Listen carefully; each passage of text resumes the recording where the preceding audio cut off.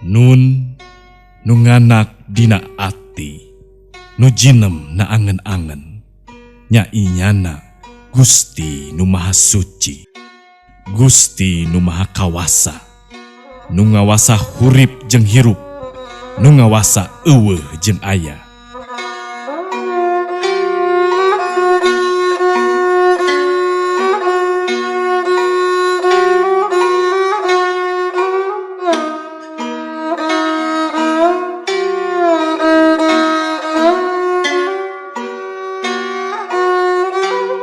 Kujang pusaka nu kaceluk, benang otek tak ti bujangga, benang tatanya tinu ngaliwat. Sugan kepereng manggi surti, gesan tanyaeun sewu siwi.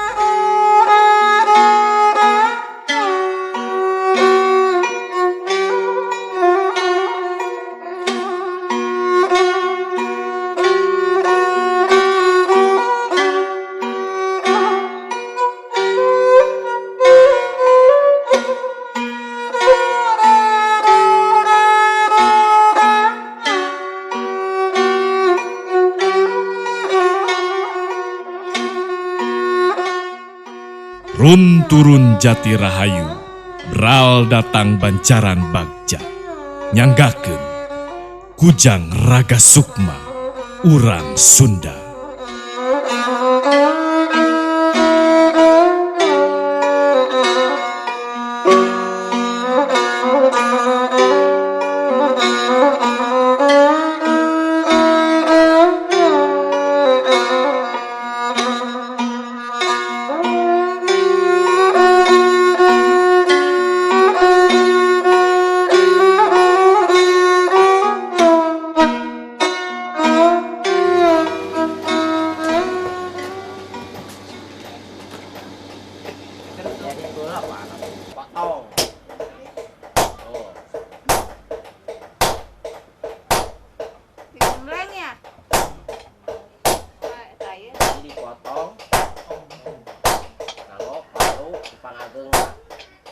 Penyerihan.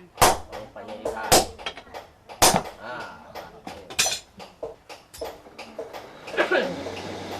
Dan pahat katanya. Udah.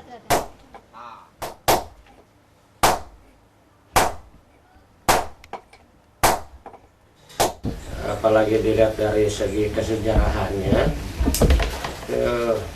belum diketahui secara jelas kapan pertama kali kujang dibuat.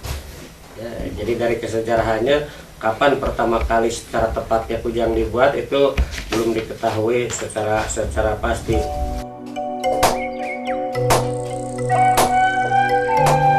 Namun penggunaannya dari beberapa sumber, jadi kujang mulai digunakan itu sejalan dengan berdirinya Kerajaan Sunda.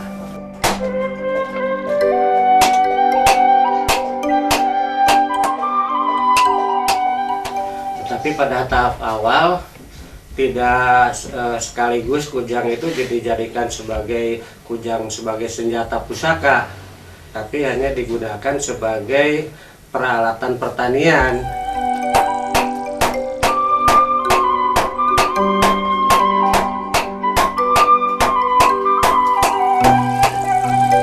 Sehingga dari pihak kerajaan, jadi untuk lebih menunjukkan legitimasi raja beserta para aparat pegawai tingginya, jadi digunakanlah kujang yang fungsinya sebagai senjata pusaka.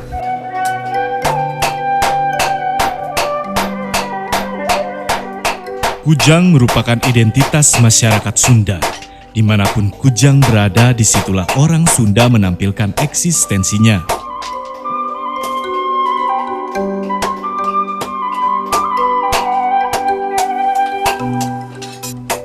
Sejak sirnanya Kerajaan Sunda Pajajaran sampai sekarang, kujang masih banyak dimiliki oleh masyarakat Sunda.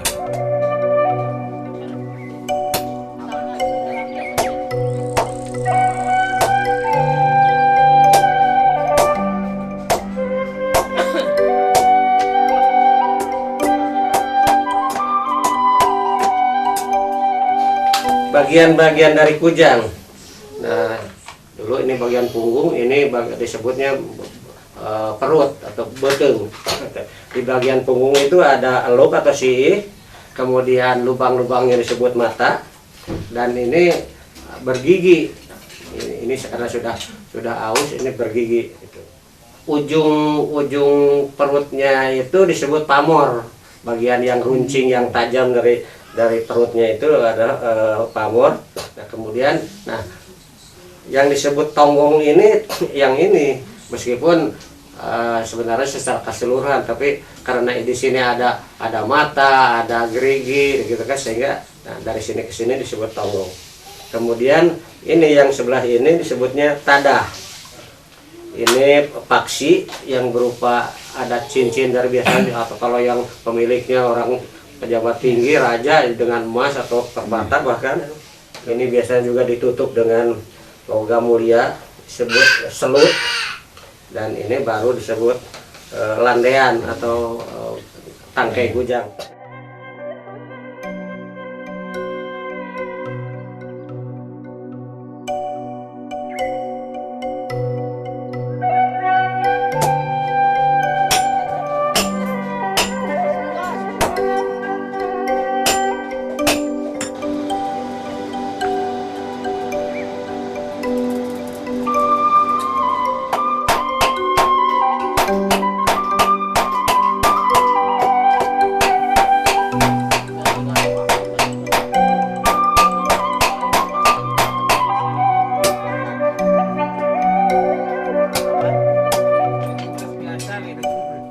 Menurut telusuran makna, kujang berasal dari metamorfose, senjata kudi yang diperuntukkan untuk hiang sebagai sarana upacara dan lambang pusaka bagi raja.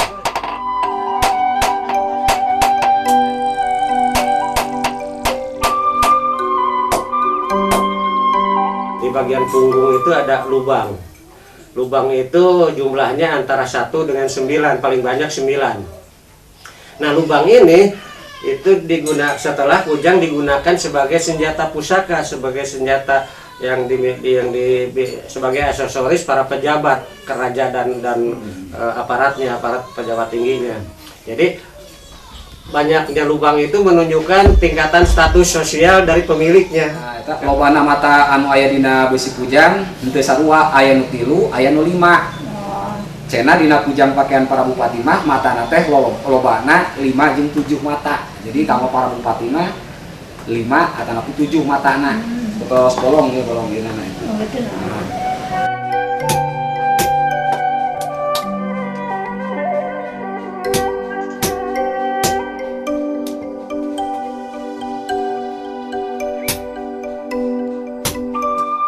Kalau tadi disebutkan jumlah lubang di punggung kujang itu ada 9, barangkali raja yang hanya memiliki yang 9 lubang itu. Misalnya kan patihnya mungkin kurang dari 9, berikut itu. Jadi setelah hierarki. Itu aya kujang kangge masyarakat biasa, aya kujang kanggo raja, itu aya beberapa jenis kujang.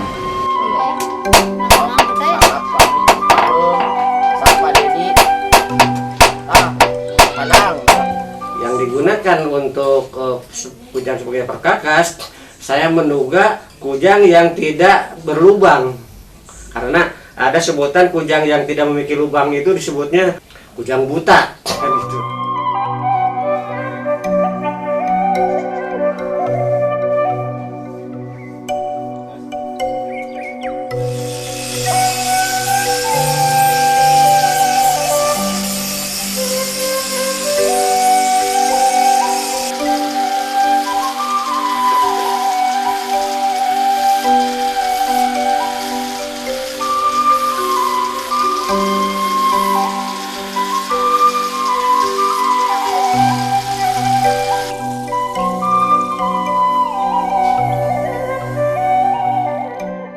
Kudilah yang sebenarnya merupakan senjata atau perabot untuk alat pertanian, sedangkan kudi yang tidak pernah dipergunakan sembarang, terkecuali semata-mata untuk menjaga diri. Bisa binatang. bisa ular, bisa kalajengking, nah, juga racun biasanya dari racun dari mungkin dari tumbuhan juga kan, kadang-kadang tumbuhan ada yang mengandung racun kan dari gitu. Dasar kujang itu tidak licin tapi kasar, maksudnya supaya bisa menyerap bisa atau racun yang diterapkan itu dengan cara direndamkan.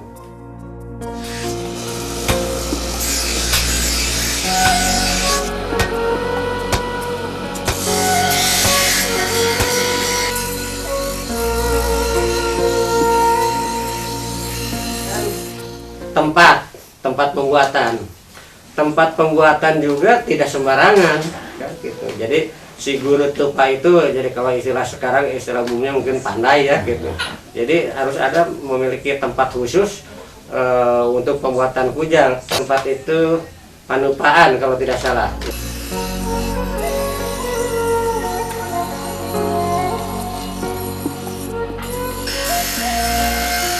Ada dua cara pembuatan kujang yang dikenal para guru tepa atau pandai besi. Pertama, kujang non pamor, dan kedua, kujang pamor.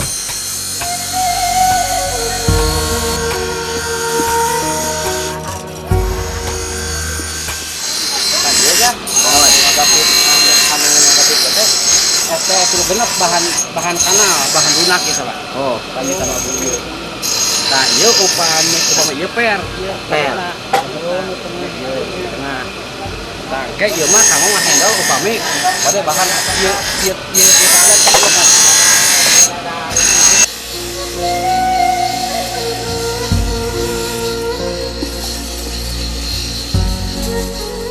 Dari segi bahan besinya bukan besi sembarangan, tapi besi yang kualitasnya baik, bahkan sangat diutamakan besi kuning ya. Nah, tapi bukan hanya besi kuning saja, kemudian baja jelas digunakan untuk bagian ketajamannya itu ya gitu. Kemudian selain itu juga ada tambahannya untuk pelengkap, kalau untuk yang pusaka terutama ada logam emas atau perak. Nah, emas perak itu adalah untuk memperindah aksesoris atau estetika di kujang itu. Alat-alat pertanian tak pernah berpamor. Alat peperanganlah yang berpamor.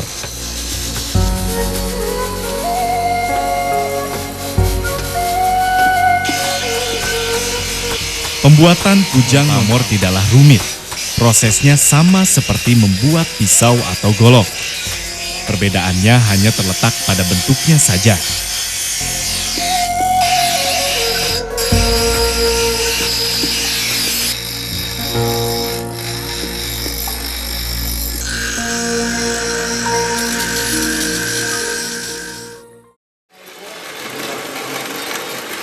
Iya mesin pengasamannya.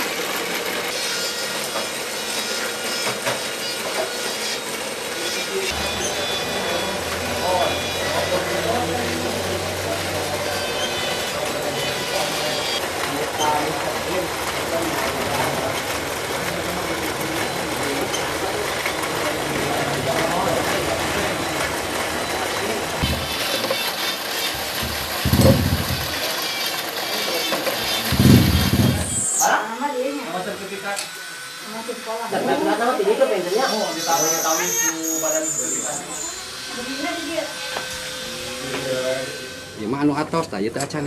Nama tadi. Oh, damunya acan nya berarti kada di proses deui-nya. Deui. Oh, itu tadi belum deh. Sanes dibeuleung pa digodok, cenah obat deui. Oh, mangga gara urang di. Oh. Bakar. Ieu teh istilahna ini ngobrolin. Jadi namanya tekaran untuk ngaluarkeun warna-warna pamor.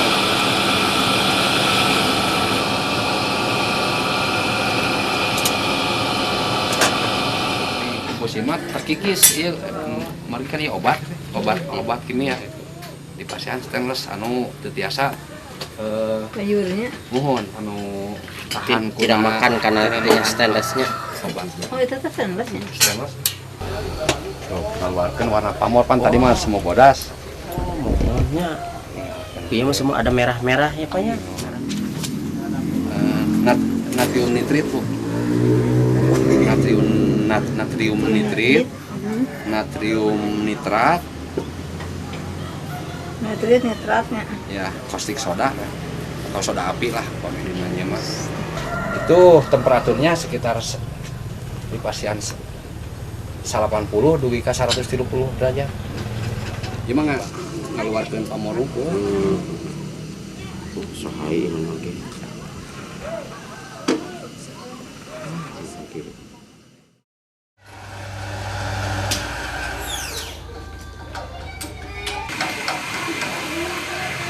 Kata pembuatan cincin.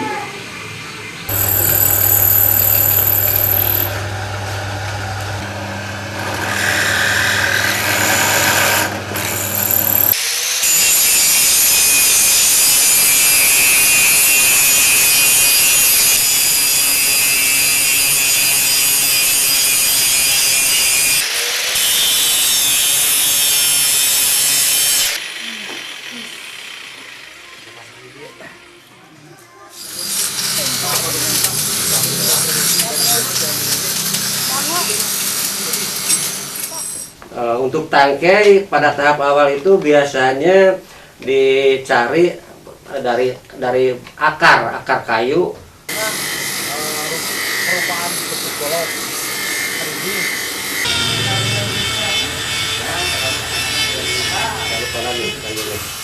Pokoknya akar selain kualitasnya kuat juga yang memiliki aroma tertentu khas kan gitu.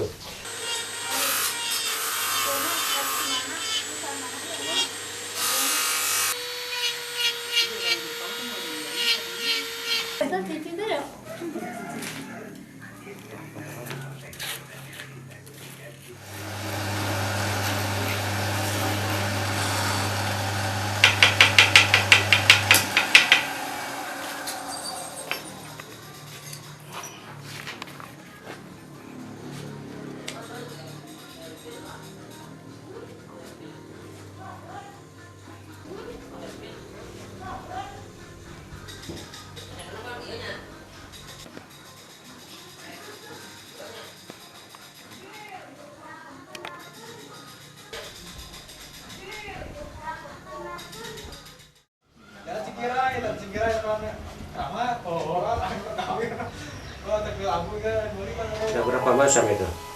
Ciung, jago, naga, kemudian naga, badak, ada juga kujang bangkong.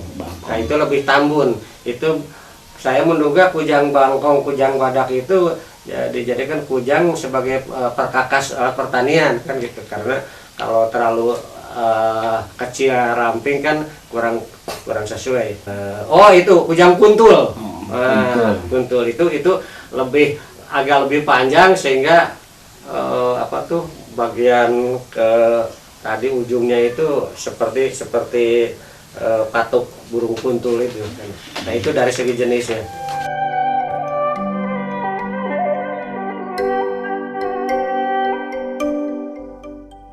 Kini kujang tidak lagi digunakan dalam keseharian, melainkan sudah beralih menjadi sukmanya orang Sunda. Salah satu yang saya pahami itu falsafahnya itu adalah bahwa cerminan bahwa orang Sunda itu harus berpikiran tajam, ya, terus berpikiran tajam dan juga dalam memahami sesuatu itu harus dipertimbangkan dengan masak-masak. Ini kan banyak liku-likunya itu kan. Kalau misalnya polos saja kan itu bas saja namanya dalam istilah Sunda. Nah itu pasti mereka itu antara lain falsafahnya kan. Jadi ini dapat dikatakan representasi dari unsur budaya Sunda terdapat di dalamnya. Oleh karena itulah falsafahnya juga sangat-sangat tinggi kan gitu.